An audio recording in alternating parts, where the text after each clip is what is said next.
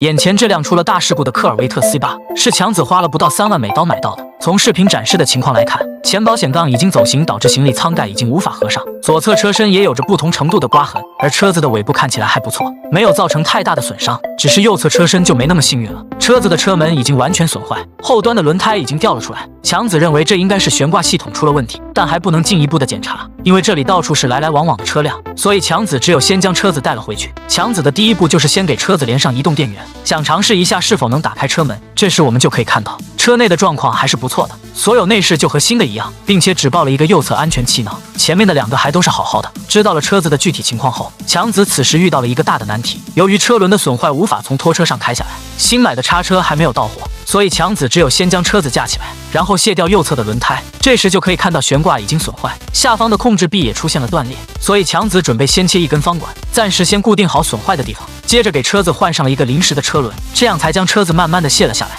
此时强子发现车门上还存留着碎裂的玻璃，并且车内也掉落的到处都是。为了在工作中不被这些玻璃划伤，他决定先将车子的内部清理一番。强子先把上面的顶棚拿掉，然后就用吸尘器清理掉里面的杂物。作为讲究哥的他们，每一次看到脏乱的东西都很难受，所以清理起来也非常的用心。不一会，车子的内饰就被清理了出来，给人的感觉就像新的一样。接着他们就将车座卸了下来，这时我们就可以看到安全气囊竟然是安装在座椅上的，竟然没有安装在车框上，这样的设计我还是头一次见。而且这台车子设计的还比较人性化，只需要拆下2块面板就能找到安全气囊的模块。要知道大多数的车子都要拆解一半的内饰才可以，而且后面的安全带只要卸掉后面的螺丝就可以拿下来，这样的设计让强子十分的喜欢，能最大程度的减少修复的工作。接下来强子要把车子架起来，准备看一看车子前端的受损情况。他先将所有的轮胎都拿下来，然后卸掉前保险杠的螺丝。等拿掉了前面的保险杠后，我们就可以看到车子的散热器已经扭曲了，真不知道是什么事故能造成这样的损伤，因为车子套件没有太大的破损，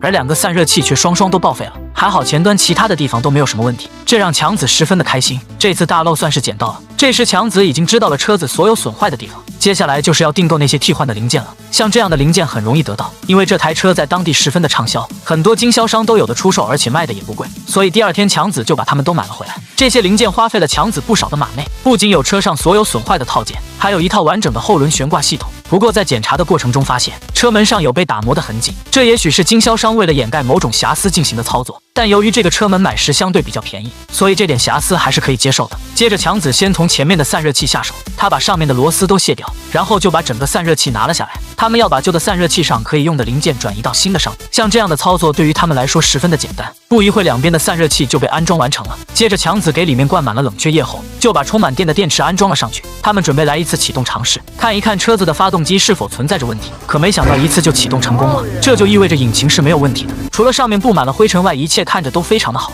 这让强子十分的开心。虽然车子在购买时显示发动机是好的，但只有自己亲自尝试才能真正的放下心来，所以强子突然干劲十足，一刻不停歇的就开始处理车子最严重的地方。他平躺在地上，用工具卸掉了下面的螺丝，然后就和弟弟一起忙活了起来。等他们把上控制臂卸掉后，整个后悬挂系统就被拿了下来，而此时弟弟还没忘了给框架进行清理，这样就能看清楚框架上是否存在有裂痕的情况。这不得不说哥俩修车还是很用心的。接着强子就把新的套件安装了上去。其实现在修车大部分就是更换零件，不像60到70年代那时候很多零件都买不到，只有自己用车床去制作，所以现在的人还是比较幸福的，所有零件都基本能买得到。等把后轮的悬挂系统安装好后，接下来就是处理车身套件的时候了。这些套件基本上都是强子购买的二手的，只要经过精心的打磨后再喷上漆，就和新的没什么区别，所以购买二手的套件是非常合算的。这时购买的新轮毂也都到货了，但现在他们还不能安装，要先趁着方便先给变速箱加好机油。不过这时他们要是有举升机的话，就不用这么麻烦了。可小作坊也有小作坊的办法，这样操作虽然笨了点，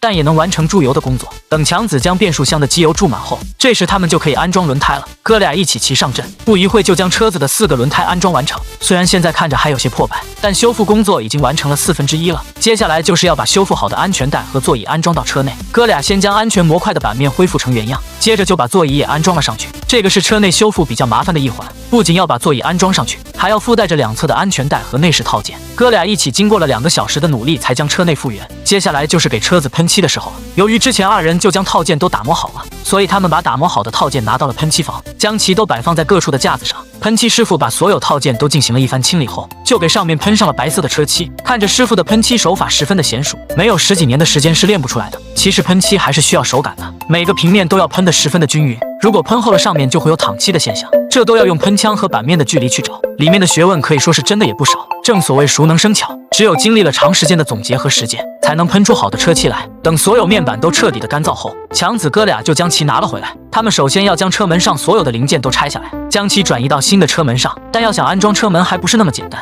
他们要先把新的车框安装上去，因为之前的框架外壳已经不复存在了，所以强子就拿来了专用的工具，在框架上打磨了一番，然后把专用的胶水涂抹到上面，这时就可以把门框的外壳扣上去了。没想到这车设计的还挺好，修复起来比别的车要容易好多。车子的外壳基本上都是套件，都是可以自由拆卸的，所以车子喷漆没有将车子开过去，只是拿着套件过去就可以了。等将车子的前保险杠也安装上去后，车子瞬间就有了它该有的样子，看起来就和法拉利一样的漂亮。接下来就是车子的机盖部分，强子哥俩先将机盖的通风口安装上去，然后给车子铺上了毛毯，这样能防止在安装过程中出现剐蹭。等将机盖也安装好后，他们就拿来了原始的车棚板，这是一个手动的敞篷车，给其清洗一番后扣在上面就可以了。等将车子的后保险杠也安装上去后，就给前行李舱盖换上了全新碳纤维，这黑色和白色的搭配让车子瞬间就好看了很多，看起来更加的具有侵略性。至此，这辆2022的科尔维特 C8 就修复完成了，车子看起来非常的漂亮，根本就看不出来是被修复过的车子。而且这台车子也非常受当地人们喜欢，因为不仅车子外形漂亮，而且价格更加的亲民，被称为现实版的平民跑车。那么这时问题来了，你觉得强子的这次修复能赚到吗？说出您心中的看法。